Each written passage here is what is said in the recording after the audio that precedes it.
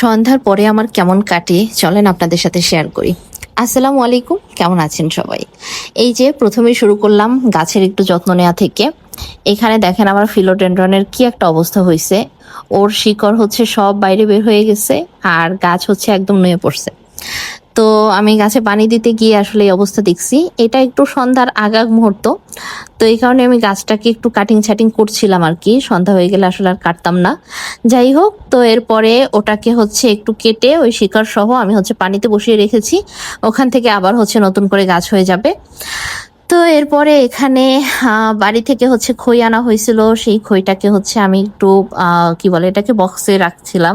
এরপরে এই যে রুমে চলে আসলাম, রুমটাকে একটু গুছিয়ে নিতে হবে। বেডের উপরে আমার ছেলে তার খেলনা, তার ডাইপার সবকিছু ছড়াই ছিটাই রেখে দিছে। তার সাথে হচ্ছে আরো কাপড় চোপড় দিয়ে ভরে রাখছে, কারণ সে ঘুম থেকে ওঠার পরে এখানে কতক্ষণ খেলাধুলা করছে, আর সেই খেলাধুলা করা মানে হচ্ছে পুরা রুম একদম তছনছ করে ফেলা। যাই হোক, তো এই তো সন্ধ্যার পরে আসলে এই কাজগুলো আমাকে করতেই হয়, প্রতিদিনই করতে হয়। আর আমার কথার মাঝে মাঝে আপনারা আজকে আমার ছেলের কথাও শুনতে পাবেন, কারণ সে সজাগ থাকা অবস্থায় এই যে কি কি কি খুলবো, এটা খুলবো, আচ্ছা এ নাও। আজকে হচ্ছে সে সজাগ থাকা অবস্থায় হচ্ছে আমি ভয়েস ওভার দিচ্ছি।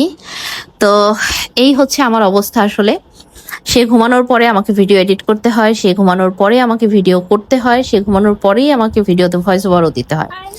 তো এভাবেই দিনগুলো আমার কেটে যায়। আর সন্ধ্যাটা তো এই যে দেখলেন কাজে কাজে কাজে কাজে কেটে যাচ্ছে। সব কাজ আমি সন্ধ্যার পরের জন্য ফেলে রাখি, কারণ বিকালে যখন সে ঘুমায় তারপর সে ঠায় আমাকে শুয়ে থাকতে হয়। কি বাবা?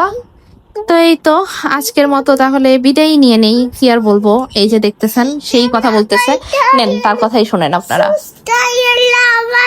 কি লাগাবা? কোথায় লাগাবা? সুস না, এটা লেজ। হ্যাঁ লেজ।